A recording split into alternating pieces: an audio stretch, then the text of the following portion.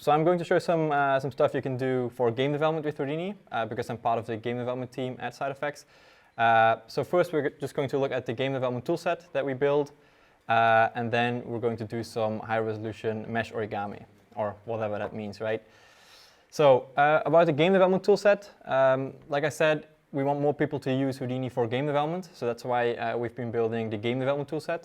The game development toolset, its only goal is to make your life as game developers easier when you use Houdini, right? So a lot of convenience tools and getting stuff like explosions into your game engines with just pressing a couple of buttons.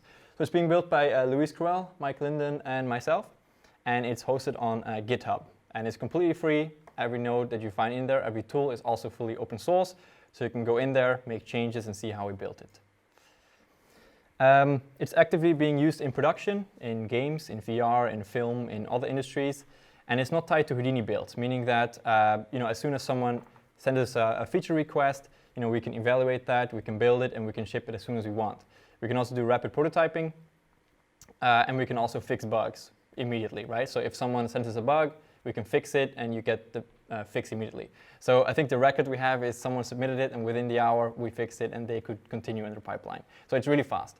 And by now we have over 70 tools, so lots of stuff for you to check out if you use Houdini. So today with Mesh Origami, we're going to look at how can we take a simple block out like this, something that a level designer could do, for example, either manually or using Houdini Engine.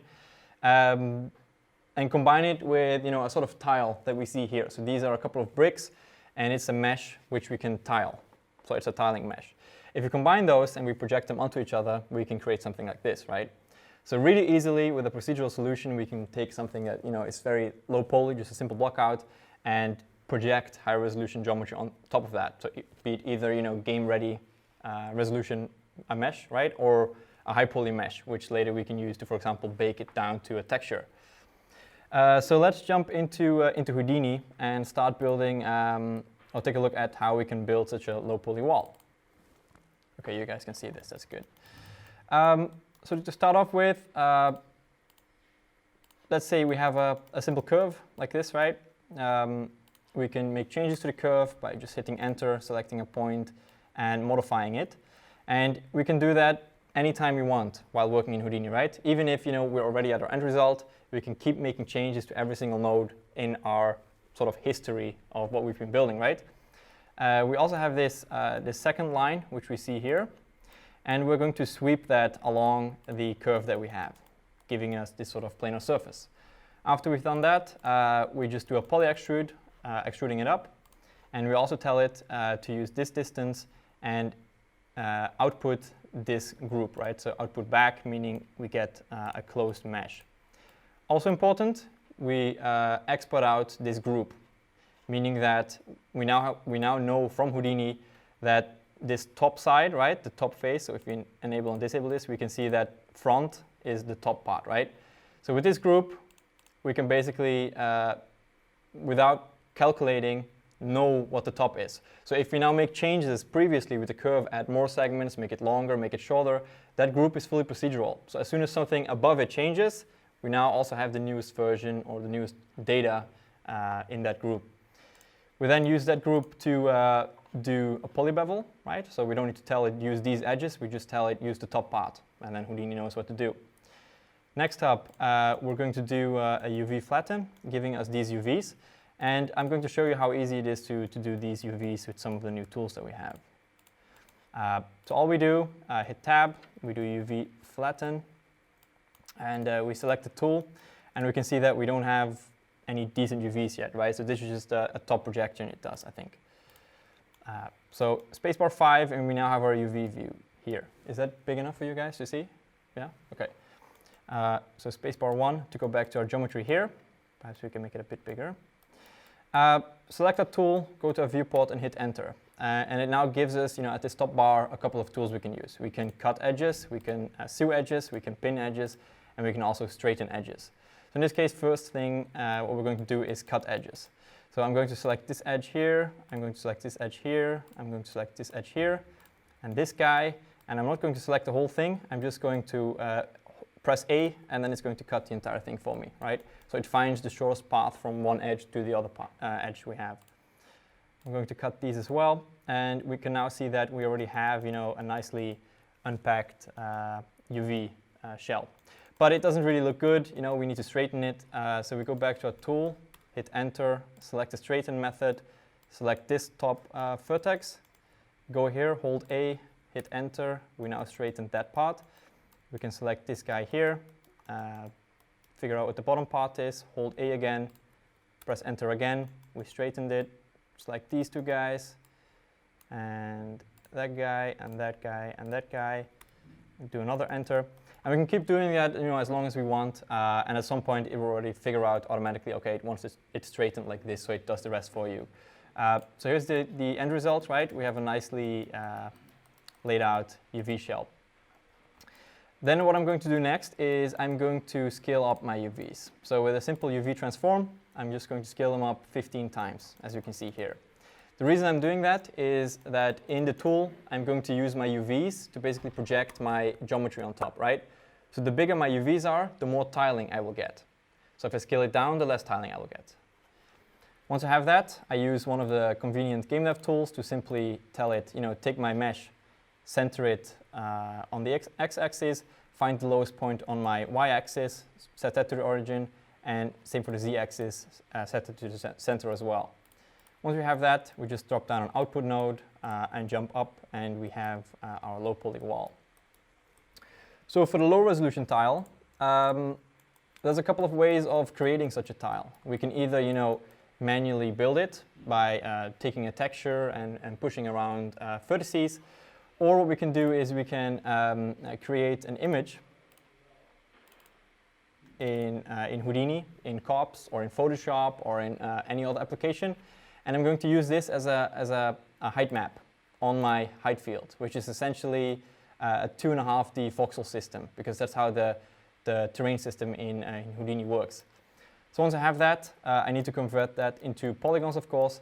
So that's where I use this convenient tool called Sub-Terrain Segment Rob, which is also a tool you can find in the game development toolset. All it does is it generates a quad mesh, and then for every single vertex on that quad mesh, it is going to sample the height value of my voxel system. So to simplify that, this is just a simplified version of that. We have our height field. I just multiplied it with some noise to get something like this. I have my grid, which is high resolution, and it's completely flat. And then in a wrangle, which is, you can type code there. I'll cover that later in the presentation. I'm going to say for the position of every single point or vertex, sample the height layer of what I input in my second input and set that to my position. So once I have that, I then have a high resolution mesh, but I want it to be a low resolution mesh. So what I then do is I just run it through a polyreduce node, which is going to reduce it for me. I just plug it in, I tell it, keep 500 polygons, that's all I want, and I can keep changing that number whenever I want, right? Because it's fully procedural. I then calculate my normals, so I have some nice normals. And then I'm going to use this group node. And this group node I've set to points, and I've told it to include by edges. What does that mean? It is going to look at edges to make groups. And then by turning on this unshared edges toggle, it is going to find every edge that doesn't have a connected primitive to it. So in this case, since I have a nicely closed mesh in the center, it is going to give me the border of this tile. Why do I need it? Well, if I'm going to instance it, copy it to, let's say, points on a grid. So if we visualize that, we can see that this grid has points, right?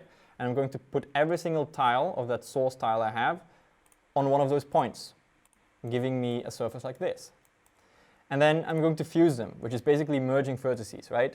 But I don't want the tool to merge vertices which are inside my tool. I only want to merge the ones that are on the border of the tile, meaning that I can now create something seamless. So if we visualize that border again, this is what the tool has and what it feeds into that fuse node. So those are the edges or points that it's going to fuse. So once I do that, it now fused those, and we can once again visualize it using that same node. And we can see here that it did a pretty good job, but it has some problems here. So it's not completely watertight, but that isn't a big problem. I will show you later on why that isn't a problem. All right. So that's how we can create these source files. But we still need to project that high resolution mesh onto our low poly mesh, right? So this is sort of a similar example where we have this grid or this dense quad mesh we see which is being bent. That would be your low poly mesh. And then this leaf object is what we would like to basically project on top of the other model or wrap it around it or whatever you want to do with it. So then we get something like this. So how do we glue those together? Because with origami, we have paper which is unfolded, and then we need to fold that into the shape we have, right? Which is essentially the opposite of what we did to generate those UVs. We're now going to fold those UVs back into its original shape.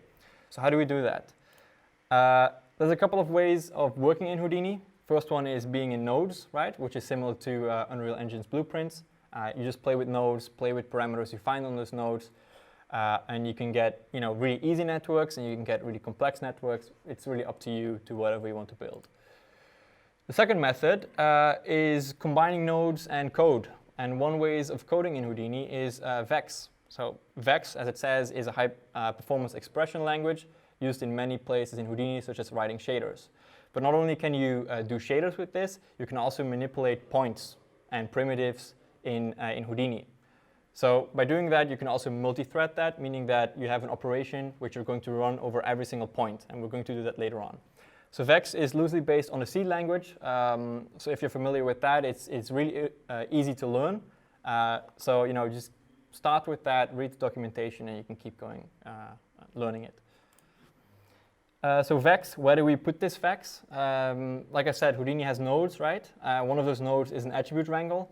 And an attribute wrangle allows you to run VEX code over either every single point, every single primitive, over the entire geometry as one. And that's where we can type in our code. So here we see a small snippet of how that code could look like.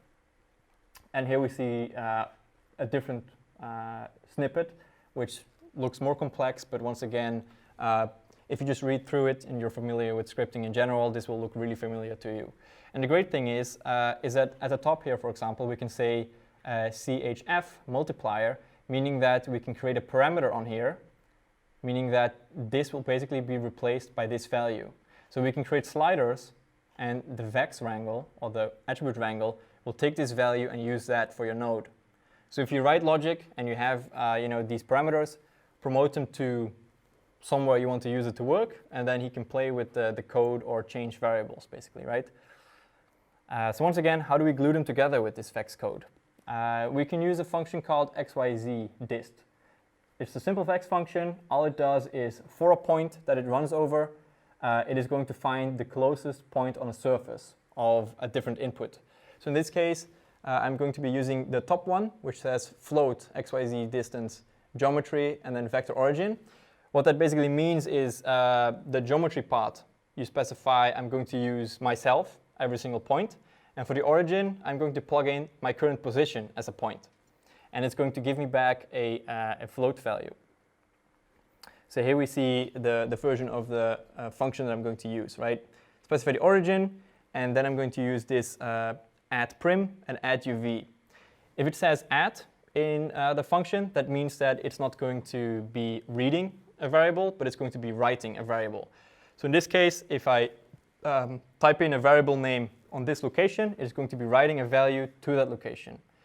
So in this case, since I'm going to run over every point, which I visualize for some of the points with these red arrows, it is simply going to look downwards because that's where the closest surface is. And it's going to give me back a variable called hitPrim and parametric UVs.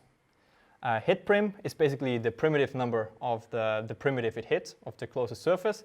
And parametric UVs are something else that I'm going to cover on the next slides. So parametric UVs, what are they? Well, you have typical UVs, right, that the user makes to render textures on your mesh. But we also have parametric UVs. And parametric UVs don't change even though you modify your mesh, you deform it, do whatever with it. What it essentially does is the vertex number of a polygon determines the value of your parametric UVs.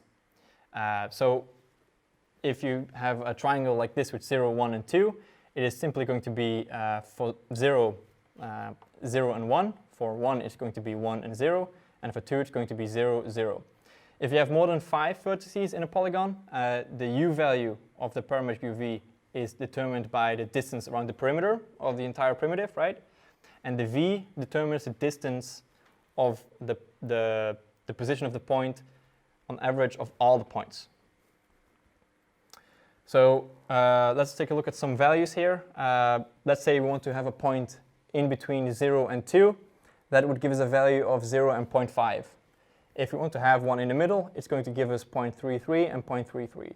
So it's going to interpolate between the vertices that have a default value that Houdini assigns to it, right? So no matter how we change or distort our primitive, it is still going to keep that same value. It's always going to be that same value. So what can we do with these parametric UVs? We can plug them into a function called primuv. And primuv, like it says, interpolates a value of an attribute, so data on geometry, based on those parametric UV positions. So if I specify I want to have the values of, for example, my normals on parametric UVs 0 and 1, it is going to give me the value of a specific vertex. If I'm going to give it a value which is somewhere in between those vertices, it is going to interpolate the attributes on those points to give me that exact value. And I'm going to use that to basically glue this high resolution mesh on top of the mesh that I'm going to fold, right? So that's how you do it with primuv. So let's see that in action in Houdini. So let's just quickly cover those parametric UVs again, or visualize how I did that. We have our grid. I'm going to divide it, which essentially says, I'm going to triangulate it. It's going to cut it in two. I'm going to delete one of those primitives. And then in this wrangle, we can see that I'm using that primuv function. Above it, I'm going to be calculating those primitive UV values. So what I do is I just subdivide it because I want to have a mesh which is higher resolution, because I want to interpolate points, and I'm going to get the values from that lower resolution mesh. So like I said, I'm going to modify or write data on input 0, and I'm going to get data from input 1. That's what I'm doing here. Use geometry 1 and use geometry 1. And store those in hitprim and parametric UVs. Once I have that, like I said, I can now get the position value, which means that it's now glued together, right? So no matter how I move this guy, it is going to move with it. And then later on, what I do is I'm simply saying, OK, for my vertex colors, use the parametric UV coordinates, which in this case, since it has two components, it's going to be writing it to the red and the green component, which is why you see this color, which you're probably familiar with if you use Unreal in the shader section, if you visualize your UVs. Oh. So how do we glue them? Let's say I have this CopNet, which is essentially a compositing network we have in Houdini. I load in my texture file. Oh, it's freezing for a second.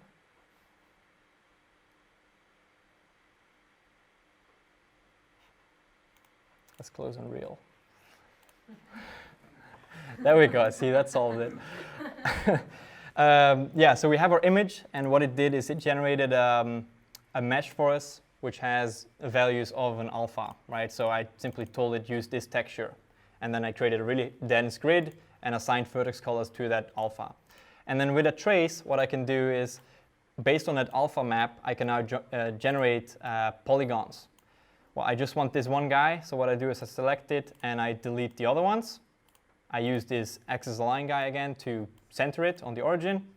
I'm going to rotate it flat because that's how my grid is also oriented in the beginning. I simply remesh it. So I have some nice geometry in the middle, meaning that if I bend it, it bends nicely. Then what I do is I move it up, because above it or underneath it, we will have this grid, right? We're going to project it down like we saw in that image. Once again, I do the same few lines of code we saw previously. And then with my grid, I'm going to bend it. So now I've changed the geometry of this mesh that I'm folding, essentially, right? But since we're using parametric UV coordinates, the UVs don't change, meaning the parametric UV coordinates stay the same. So it will always know and always stick to the same position on that mesh. And then later on, I just turn it green because greens are leaves are green, right? Let's see. Yes. Okay. So let's take a look at a more complex situation, which is what you saw in the image, right? Imagine we have this this sphere which has UVs like this, and we're going to use these bricks we see here, which is once again a tiling surface. I bring that in, just a null, right? Just for me to know, okay, this is my canvas, and this is my geometry that I'm going to stamp on top. And then I'm going to plug my geometry, the sphere, into a vertex split. The reason I'm doing that is because Houdini has points and it has vertices, right? Primitives consist out of vertices, but I can merge those together in my viewport. So even if I have, a seam here, so these two vertices are split, my point is still one point. I can visualize that by turning on the point node. So we can see this is one, and after the vertex split, it splits it in two because the UVs are split as well, right? Better example here is with the box. We have our box, we flatten it again using the same tool. We do a vertex split, and we can once again see that on the corners where we have extra vertices which do not have or do not match that same point, it now adds an additional point for us, meaning that we can now promote our vertex attributes to point level because we now have a unique point for every single vertex. And then later on, once again with vex, we can say for every single point on my mesh, use the UV value as the world position value. So I projected my UVs into world space, which is what I'm going to be using as the mesh to fold the origami piece, right? Then we have a paint operator. We're going to look at that later. And then the first thing we do is this node. So like we saw with the vertex split, I'm projecting my UVs into world space again. After that, I basically calculate the size by getting the bounding box of input 0, which is this node, because it uses input 0. I then get the maximum value because it's going to give me a vector 3, right? So it just gets the biggest size. And then I use a ceiling function to basically seal it to a rounded off value, or rounded up, right? And then I have a grid which is exact size 1. We can see that it's size 1. And I'm going to be creating a matrix with this value max size, and then I multiply my point positions by that matrix, meaning I now scale up my grid to the exact size that my UV mesh is. And it's also perfectly aligned to the grid here, meaning that it's also aligned to 0, 1 values of my UV space. So if we visualize that, we can see that it fits in perfectly. So we have a nice overlap. Then what I do is, for every single primitive we have on our mesh we see here, I just add a point in the center, and then I remove the primitives. So now once again, I have nice centroids that I can use to copy my mesh on top of. So now this guy covers the entire span of this guy, as we can hopefully see. Can you see this? Yep. Yeah? Okay, good.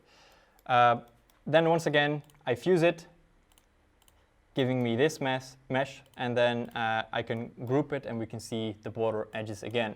So in this case, this is why it doesn't really matter if your mesh isn't entirely watertight, because we're going to be reprojecting it and solving that later. We now have our high resolution mesh, a planar mesh, right? But it still has its detail. So what we need to do is we need it to be the exact same shape as our UVs of our low poly model. So what I do is, let's see here. We set the normals to be pointing upwards, because I'm going to be using the direction of those normals to extrude, right? So now I just extrude in the direction of the normals. In this case, the poly extrude does it in reverse, but it doesn't matter because we're going to be using this axis align node again, where we say, center my object on this y-axis. And then all I need to do is I'm going to use that in a Boolean as a cookie cutter, and now we have, our high resolution mesh in the shape of our UVs. So all we need to do now is fold them, right? But we don't have the folds yet. So if we were to fold this, we have these weird triangles here, which we can't bend edges, right? So we need to cut those in the middle as well. So what I do is, once again, that same mesh, generate this sort of, what would you call it? Like this sort of stamping shape, and then use that to cut holes in my mesh. So as we can see, if we turn that on and off, we can see that we now have the same shape as my low poly model, meaning we can fold it on the edges of my low poly model. Once we have that, we run it through a REST node. All it does is it generates a new attribute. We saw this geometry spreadsheet before called REST.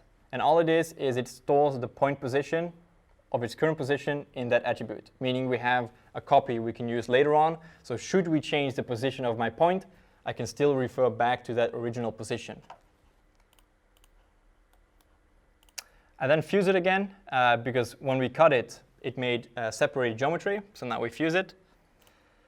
Then what I do is I set my normals to be pointing upwards again, because I don't know what happened with that Boolean. It might have screwed up. So we just want to override it because I know I want it to be pointing upwards. And I also flatten it by just saying position.y for every single point, set it to 0. Similar to that leaf, we're going to be moving it up again. And then what I do is I use this ray node. And this ray node is basically the equivalent of that vex function, which we saw, the xyz distance, meaning, like I said before, you can use nodes or you can use code, right? It's up to you, or you want to combine them or whatever you want to do.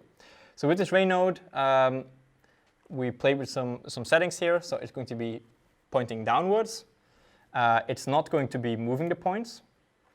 And it's also going to be casting 50 samples or 50 rays, so that on these border cases, it might just miss it. But if I jitter it and I do that 50 times, it gets a nice average, meaning that it will always hit the border values. Once again, I will store the hit primitive number and the parametric UVs in these attributes. And I'm also going to import the attributes that are already stored on the mesh that I'm projecting on, which, once again, is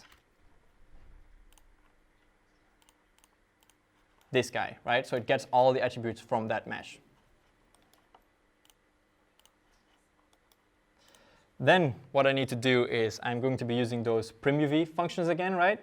And in this case, once again, I'm going to sample the surface position, meaning that for every single point on this now flat, high resolution mesh, it is going to know the actual surface position of my low poly mesh. So if we visualize that, we can now see that the normals are all screwed up because it doesn't transform the normals. It literally just moves all the points to the actual surface position, meaning it gives us this. Once again, I also got an interpolated value of the UVs, meaning that I now also have nice UVs that match my low poly mesh, if I want to use those later to do some shading or whatnot. And then I set the position. Once I have that, let's go back to the shaded mode. We still don't have our normals. So once again, drop down a normal node, and we now have nice normals again. We can play with the cusping angle, but we don't really care in this case. It just needs to have a nice value. If it doesn't hit anything, right? I said it will always hit it. Well, never say always. It will always miss in some cases. So I delete that point. If in that ray it doesn't find anything, the hit primitive number, so the primitive it hits, is obviously nothing, right? But since we can't say 0, Houdini will say -1, because a primitive might be primitive number 0. So if we know it's -1, it will just delete it. Like I said here, remove point, it will remove that point. So to visualize that, let's say we have this box, we move it up, we rotate it a bit, and we have this grid. And then once again, using that same ray node, I'm going to be projecting upwards, meaning that all these points here, they won't hit that box. There is nothing here. So they will get a hit prim number of -1. It didn't hit anything. So in this case, I would then delete them. But to visualize it, I just said, set the color to black. But if I use the same function again, remove point, it will delete them. That's just for me to clean up any points that don't have a new surface position value, because otherwise I might have floaters, and we don't want that. Once again, like before, I promote my UVs back to vertex, and then I fuse all the points again. So any points that are overlapping, currently I fuse those. But we might still have holes. So in this case, these don't align perfectly, right? They're not similar to these triangles, which have a neighbor. These edges don't have a neighbor. So we will see those in here, meaning that in our high resolution mesh, we will still have a seam. So we need to fix that. All we need to do to figure out which ones they are, use the same trick again, set it to edges, turn on I want to get the edge group, and use unshare edges. I then use a polyfill node. All it does is it finds holes and it generates a polygon between those holes, and I can feed it a group. So in this case, I tell it just fill the holes of these edges. So it will do that for me, and it will create this mess. No worries, we will fix that later. I then tell it to fuse once again, to just clean up and merge those points that I newly generated. And then what I do is, you remember I created that rest attribute, right? That rest attribute, since it's planar, the y value basically stores the displacement or the height of that high resolution tile that I have. So what I then need to do for every single point on this now flat surface is take the normal, which we generated previously, which in this case, points outwards. That's tiny. Points outwards or inwards, doesn't really matter. And we multiply that by the y value of our tile. So that displaces the mesh, which we see here, which is currently flat, to get that detail back. And then we have a scalar to, say how much we want to displace that. So if we then go back to flat wire shaded, we can now see that we now have that same surface detail back again, right? But we still have those ugly seams here, and we want to fix those. So these guys, that doesn't really look great. If you ship this to an artist, they will say, that doesn't look good, I'll do it manually. But you want to have a fully procedural solution, right? So we need to fix that as well. So what I do is I promote it from edges to the full polygon. So if a polygon or primitive has an edge which was contained in that previous group, so that seam group, make a new group that has that entire primitive in it. So now all these primitives are connected to that seam we had previously. Then what I need to do is simply say, hey, smooth that group for me, and now we can see that we got rid of that ugly seam that we had previously. We can play with this smooth value to play around with how much we want to fix it, right? Smoothing is one way of solving this. There's plenty of other ways of smoothing out your geometry. I just like this smooth solution. But we still have these ugly UVs, which I can then later on merge back with the big shell, right? Which we have another tool for. We might have some ugly geometry in here. So I run it through a clean operator, which basically, once again, finds floating points, consolidates those. It finds any polygons that have reverse windings. It also fixes polygons that have overlaps, and it also removes any unused points. Once again, let's go back to that smoothed mode. We can see we still don't have our normals. So we use a normal again. We can play with the cusping angle to tell how smooth we want it to be. I think most people say 30, gives us something like that. And then all we need to do is delete all the attributes that we previously made to now have a lightweight mesh which doesn't contain any temporary data we generated. So if we export this out as an FBX or any other format, it won't bring along those temporary created variables, meaning it will reduce the size of that geometry, or in terms of memory. Merge that together with our Houdini text, and we have something cool here. But let's take a look at some more examples. We have our geometry. Let's try a couple of different versions, right? So we saw the sphere generator. How would that look like with this wall that we had previously? Well, this is that same wall. But let's say the artist wants to have control over which segments need detail and which segments don't need detail. That's where this paint operator comes in. So if I have a vertex color of black, it is not going to distort my mesh. These weird edges you see here, that's because of the smooth operator. So if I turn off the smoothing operation, we can see that those match the source file perfectly. But since we're going to displace it, we can just keep it like that. So to paint, select our paint operator, hit enter, and it's going to give us this paint brush. We can then just paint vertex color on our mesh, and we can then restore detail to our mesh. You can manually paint this, or you can procedurally paint it based on proximity to other pieces, or based on camera, or something else you want, right? It's really up to you however you use the Houdini tools we provide. You can use them however you want. So that creates that. But with Houdini, we don't just want to work in Houdini. We also want this to work in a game engine like Unreal Engine. So what if we can have our level designers do blockouts in Unreal and then use this algorithm we created here to be applied on the meshes we have in Unreal without leaving Unreal? How do we do that? Well, we have something called Houdini Engine. And with Houdini Engine, you can basically create tools in Houdini, export them out as a tool or a function basically, and then bring it into Unreal and say, for this geometry, for these lights, for these objects, apply this algorithm and create a new mesh for me, right? So that's what we can do in Unreal.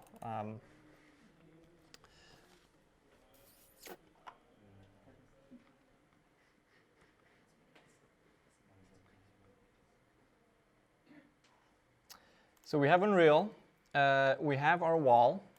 So this is just our low poly wall, right? Let's go into wireframe. We can see this is the exact same mesh I had before. We can also see I have this high resolution tile, which we have in here. And now I want this wall to be up-res, right? We want to apply our high resolution mesh origami. So what I do, I drop in my function or tool with Houdini Engine. So this is now a live Houdini Engine asset, right? I tell it for the template geometry, I'm going to select something in the world. Start selection, I want to be using this mesh. And then for my tile, I want to be using this tile. So I select that and say use current selection. Once I do that, the tool has all the information it needs, and it now generates that same mesh we saw previously here in Unreal. And since I packaged it up into an HDA, and I promoted specific things that I want to tweak in Engine to top level, I can now play with those. So for example, the generation of normals, I said, I want a value of 30. Well, let's say the user wants a value of 60. We can then just change it. Houdini Engine will recook for you, and we now have this new mesh in Unreal. Or let's say we want to increase the tiling of our mesh. Let's put this back to 20 because it looks better. We want to increase the tiling. All we need to do is scale our UVs up, right? So that node we had previously, which said UV transform, just change the scale parameter on that. So in this case, let's say we want a tiling of 2. We set these to a value of 2. Houdini Engine is going to recook. Oh, let's let it cook again. And then we have our tiling times 2.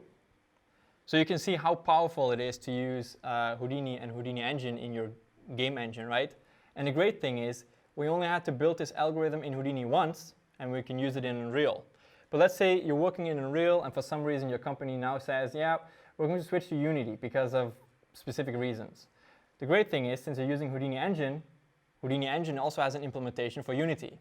So we don't need to rewrite our tool to be working in Unity. We can just take that same tool, bring it to Unity, and have the exact same thing. So no longer do we need to rewrite tools when we change DCCs or game engines. We can just keep reusing it. Similarly, you can use it for Maya. You can use it for 3ds Max. And there's some more implementations coming as well. We also provide the possibility for you to integrate it into your own custom engine. So let's say you work at a game company and you have your own proprietary engine. We have documentation for you to integrate that as well. And we also offer full support to do that. So how do we create a tool like that? Let's just do that. Let's delete all the stuff we don't need. So we don't need that, we don't need that. We don't need our input mesh because we want to specify that in Unreal. So we delete that, we delete this guy. All we do is, let's delete that one guy as well. Select RL nodes, go to assets, new digital assets from selection. It will bring us this pop-up and we can say, let's call this surface operator, which is where we've been working, right? We've been working with geometry, so we call that surface operators, underscore my tool. And then for the label, we're just going to call it cool tool. That's what the user will see, right? The artist. So you could, if you have some users that don't really want to listen, and you have someone in your team called John, you can just say, John, use this, right? Accept, and it will now generate a new file on our disk, which is that tool. We then get this new input, or window, which lets us play with some other stuff. So you see it's very clear that John needs to use this. We say I want to have 2 inputs, because I want my low resolution mesh and I want my high resolution mesh, right? Similarly, for the number of minimum inputs, set that to 2 as well. So the tool will only cook if it finds 2 inputs. So previously in Unreal, we saw I specified the low resolution mesh, but it wouldn't start cooking yet, right? That's because I've set that value to 2. If we want to have optional inputs, we can, for example, set this to 5, and it will generate 5 inputs for us, or it won't. It will generate 5 inputs for us, but it needs 2 inputs in order to start cooking, which is why it has these red arrows. But if we press on this tool, we can see we don't have an interface yet. So how do I tell the tool the user should be able to see these parameters? That's what we call them, right? Select parameters. We go into our tool, and we're going to say, OK, I wanted the user to play around with that smooth value. So we had this strength parameter, right? All we do is we just select it, drag it into our network, and hit apply. If we then go up 1 level, we can now see that we have this strength parameter being promoted to top level. So the technical artist or designer or whoever wants to work in Houdini is the only person that will ever see this network, right? Or anyone that wants to tweak it will be the only person who sees this. The user who will be using it in Houdini Engine, in Unreal, in Unity, in Maya, in wherever you want, will only see this parameter. So it's really up to you, the tool developer, to build this interface however you want, meaning that you can reduce the chance of a user screwing it up, right? So you can really, even name these parameters as just play with this value, John, and then it will only play with that value, right?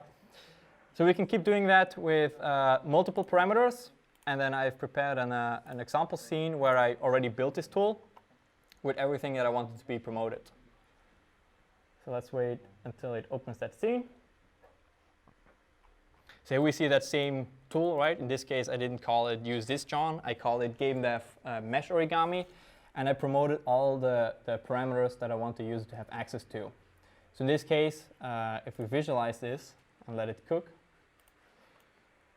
we can see that we have this toggle called edge debug, meaning that we can, in Houdini, debug the edges, right? We can see how that entire planar surface is being generated and already find problems we might have.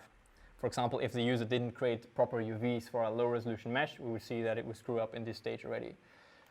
We could also enable a parameter which already triangulates our mesh. So in this case, we might have some quads in here. The user has the ability to already triangulate those. Similarly, the smoothing. So if we turn off debug, the user can already play with this smoothing parameter. Let's put OK. The scale, which is the UVs we saw in Unreal Engine, and we can, for example, also rotate our UVs, which in this case would screw everything up. So let's do the other one. Rotate around this axis. Oh, not that one.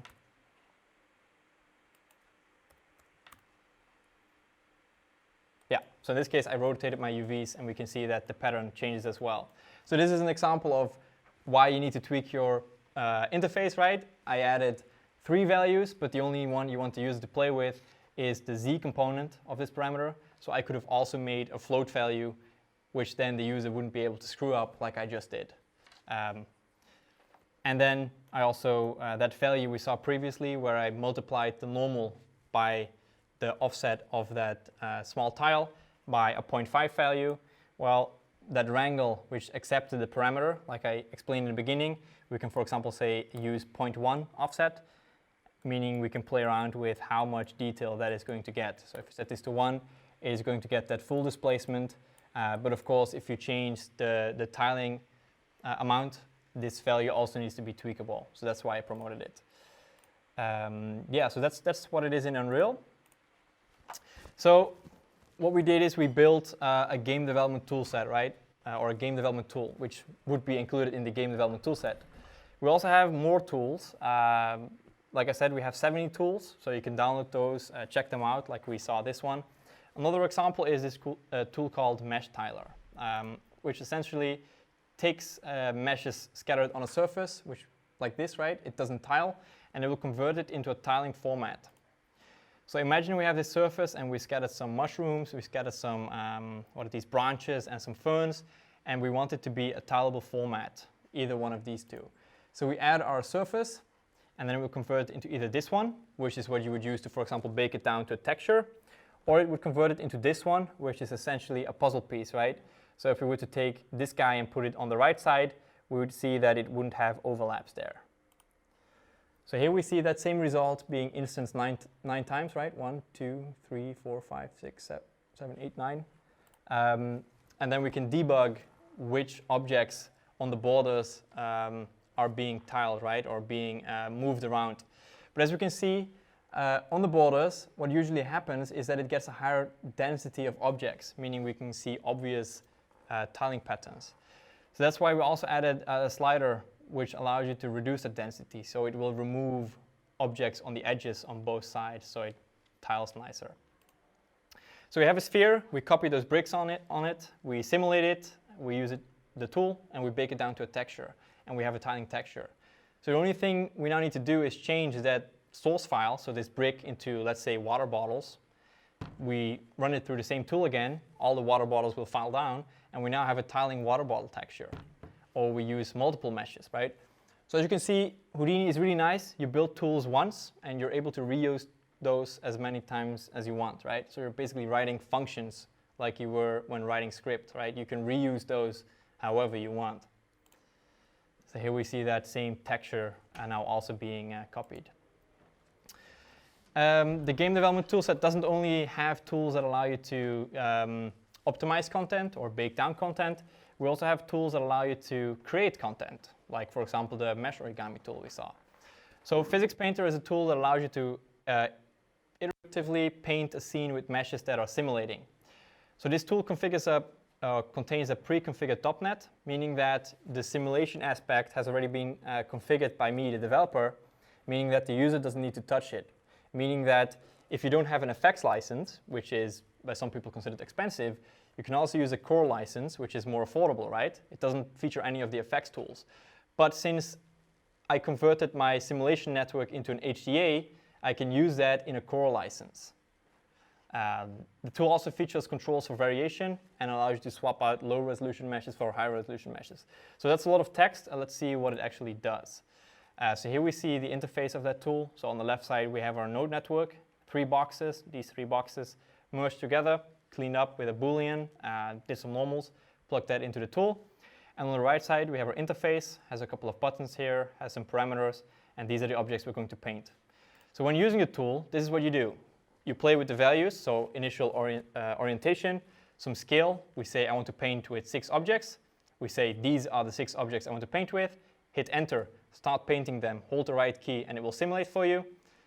Hit dry, it will freeze those objects, and we can do that as many times as you want, and we can create really complex looking scenes really, really easily, right? The new version of this tool also features a reactivate all button, meaning that as soon as you're done simulating objects, all objects will turn green again, meaning they're live, and then you can settle everything for a final couple of frames. Once you have that, you can swap out your simulation geometry with render geometry. You can then export it out as FBX file for a game engine, or do a still render in Houdini, or whatever else you want to do with the data, right? So that's how you use that tool. So here we see a user, Skyway Interactive, do a simulation for a game called Zero Dark Gravity. So in this case, it's then a space game. So he played around with the gravity values, which produces some funky looking results. And we can see in the game later on why that is the case, right? So this user used this tool to really easily build these scenes that he needed for his game in Unity in this case.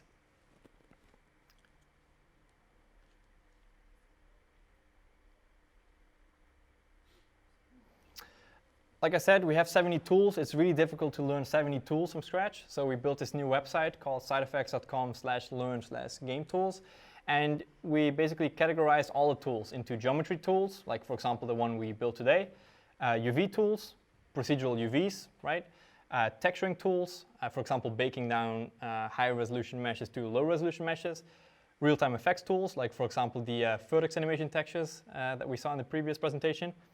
Normal map tools and interoperability tools. And this also features some tutorial sections. Then some other useful resources. So our main website, we have lots of events, like for example Houdini Hive, where we have speakers coming in from Ubisoft. Etienne, for example, presented how he did some work for the Far Cry 5 game, right? How he did all the landscape with Houdini. Customer stories, for example, how did Houdini get used on the movie Black Panther, and some other customer stories. We have this cool forum, Houdini for Real-Time. So if you use Houdini for real-time applications, this is the forum to be. It's also recently been implemented, so go there. Staff will help you with any problems you have. And we also have a really nice tutorial section on our website, which features tutorials made by us, staff from Side Effects, but also by the community, because the Houdini community is very active, and it's also really, really willing to help each other by writing tutorials, by sharing files, by just helping each other out and having a good time working in Houdini. If you want to have faster feedback and just want to talk with people, there's also a Discord server called Think Procedural. This is hosted by the community, so Side Effects doesn't control it, right? So go there if you want to talk to other similarly minded people. And that's the presentation for today, so thank you.